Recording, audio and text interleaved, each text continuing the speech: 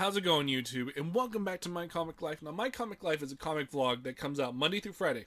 I try my best to do that, but I'm trying for the Monday through Friday, and this is the second day in a row, so that is so awesome. And this is a comic vlog where I love talking about comics. I got some comics that I'm going to talk about that I read last night, and also I'm going to talk about some comic news, and the new trailer for Spider-Man Far From Home just came out. And damn, I am not a person that goes out and seeks out trailers. Most likely, like with the Avengers Endgame, I did not watch any trailers. Like anytime like Avengers would come up, I would just cover my eyes. I just didn't want to have anything spoiled for me because I knew I just like really wanted to watch that film with, no spoilers given. And then after Endgame, I was needing a fix. I was so needing a fix. And then I see new trailer just dropped on Monday morning. So excited. And then I thought to myself, do I really want to spoil it? I was like, fuck yeah, I do. I'm going to try to lower down the cursing. But I was like, heck yes, I want to, I want to watch this. And was I disappointed? Oh no. The opening sequence with Spider-Man on top of the building looking at this portrait of Tony Stark in his Iron Man outfit, and him talking to Happy about how he feels like he can't live up to the mantle of Iron Man. It's so intriguing to see how they have took the Uncle Ben character and gave it to Tony Stark, and with Tony Stark's death, it gives that Spider-Man that drive and that everything that we see in the comics with Uncle Ben has been transferred to Tony Stark. So it's just really awesome to see those sequences. And then the big old reveal happens where we find out that Mysterio, played by Jake Gyllenhaal, which I didn't even know that Mysterio was in the film until that very moment. And then to come to find out, because I was always confused. There was this little meme where you saw Ryan Reynolds, Hugh Jackman, and Mysterio, and then there was some toy figures down below. And I was really confused. I was like, why does this show Mysterio on there? Which should have dawned on me that, that Jake Gyllenhaal will be playing that character. But when he comes on screen and you find out that he is from an alternate Earth, and how the effects of Thanos is basically caused a rift, and it opens up so much possibilities for like the X-Men to come in, or the mutants to come in to the Marvel universe, that I would just like, wow, okay, that is amazing. And then also you get a lot of scenes. I believe that they're in London, and it was just all really awesome. But that whole entire sequence where you find out, is Mysterio a good guy? I doubt he will be, or he'll be tested, and I think that there'll be a turn where Mysterio will have to choose, and of course, most likely he'll go become a villain. But overall, my excitement level for Spider-Man Far From Home has just jumped up even further, just because of how much I loved Endgame, with all of its problems. But my love for Endgame and my wanting more, and it felt like that whole entire sequence with Nick Fury when he goes and shoots a dart into I forget what his name is, but into Peter Parker's friend. I felt like that right there was the moment that would have been perfect for the sneak peek for at the end of the credits, the after credits scene for Far From Home. Everything that I wanted from that trailer happened.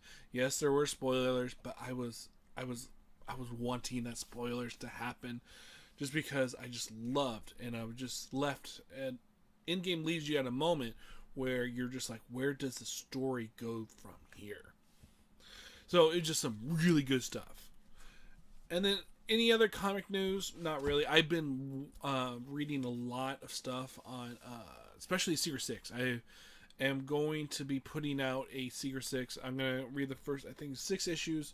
This is the first volume. I'm going to do a whole entire review, dive deep into that series and why I'm loving it. I read a couple issues of Secret Six back in the day, loved it, and then the New 52 happened, and Secret Six kind of went off the wayside. But it's interesting now to go back And you hear some people on the internet talking about all this trash about Gail Simone, but reading her Secret Six run, so I'm into the first 5 issues, and I'm just like enthralled with that series. So I'm going to be doing a deep dive in that, and then because a lot of the reviews or a lot of the books I talk about are all the independent books, like as you can see, I'm going to be talking about a truly independent book by Antarctica, Tainted Love, just in a moment. But just because I am trying to focus more on that with the individual issues, the current issues, I want to still have the Marvel and DC stuff. So I'm going to start reviewing things that I read on the Marvel Unlimited and the DC Universe, basically Unlimited, and go from there. So a lot of good stuff coming from this channel. So if you haven't, go hit that subscribe button, because I really am glad to be back at doing this try to do it on a daily schedule. And I think tomorrow I'm going to do it won't be live because I don't have the internet speed to actually do it live, but I'll be recording myself making my Discount Comic Book Services pull list, so look out for that. Now on to the books that I read last night. I read 2 books. I read from Scout Comics, The Electric Black. Here's the, I think this is the A cover, and this is the 10 copy incentive that I got from Discount Comic Book Services, and I am so happy that I went and spent that. I think it was like $6 for that copy, because oh my god, look at my face. I read this book and I had no idea what I was going into. All I saw was that Electric Black, and you see these crazy characters, and you're like, what kind of story am I gonna get myself into? Oh, let me tell you, if you love Ice Cream Man and love how different it is with each and every story, that it is just something that you can just pick up and just read and enjoy, and it feels fresh and new, you get the same. I get the same feeling with Electric Black. Now, this is a story. I almost felt like I was just doing a Will Smith Fresh Prince. But this is a story of a pawn shop that, I don't know if it's like a pawn shop that's in like an alternate plane, but one of the characters goes outside and instantly this thief goes and steals this woman's purse. And the thief goes into the alleyway, and all of a sudden he's thinking to himself, all right, I got $50 out of this. I got a cell phone. I need to find a pawn shop to sell my stuff, or sell the stuff. And so instantly the Electric Black pawn shop appears. And this guy goes into it, and he starts seeing some weird relics, and he picks one up. And the curator comes in and starts telling a story about the certain thing that the guy picked up. And the story that he told was so well done.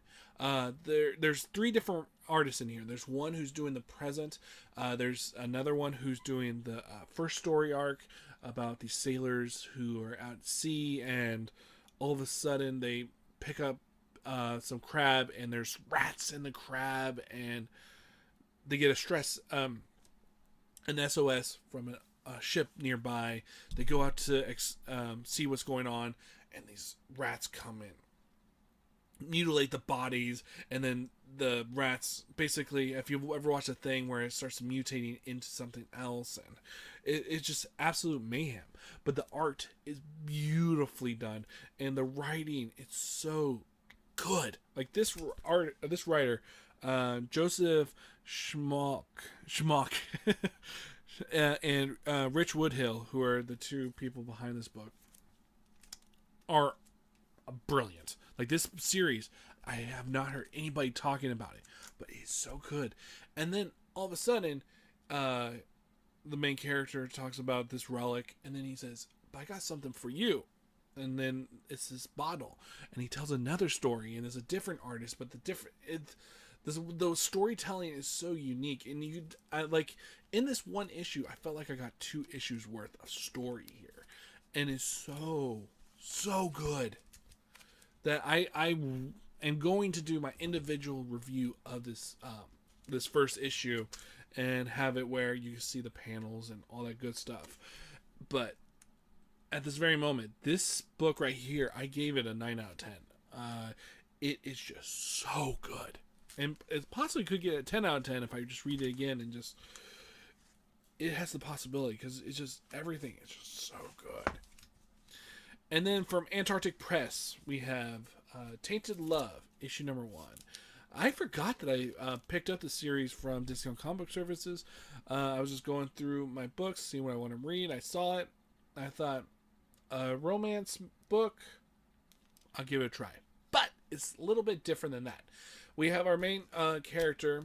Her mother was a good guy, or a hero, and her dad was a villain. And they decided that they're going to renew their vows. And all of a sudden, the church that they were in blows up. And our main character finds out that she has some secret abilities, and she was able to save her and her sister, but everyone else died. And so she has grown up, and she has had bad luck in love. She always has gone out with the villains, but this time she decided, I'm going to go and date basically a character that's just like Captain America. And then the Captain America character turns out to be a villain. And this book could easily have been just a throwaway book, but the writing here is like really strong. The art in here is sometimes a little bit, you can definitely tell that the artist was rushed a little bit, but overall, I was amazed by how much fun I had with this book. It was, I'm definitely excited for issue number 2. I'm intrigued to see where the characters go from there, because we have basically a character that is like Captain America, and the other character who's going after the new villain, and it's just some really cool stuff. Really, I like the characters in here. If you see this in the comic shop, which I kind of really doubt, especially because it came out a month ago and usually the copies are now sold. But if you find it online at Comixology, which is there, I would just definitely say, if you're looking for something a little bit different in the superhero genre, Tainted Love could be one for you. So that's it. That's all the books I really read. I did read, as I said, a lot of the Secret Six last night. I was just going, I was like, oh my god, this is so good. The whole entire story arc of going and get this card and find out that this is a card, a get out of free card for hell. So some really good stuff. So I'm going to be doing that. Get prepared for that. And then tomorrow I will be doing my Discount Comic Services comic haul, or picking out the books, which should be a lot of fun. My name is David Lee. If you liked what you've seen here, rate, comment, subscribe, and tell me, what did you guys think about the new Captain America, or not Captain America, but the new Spider-Man trailer? Let me know down below. As always, my name is David Lee. I'll see you guys next time.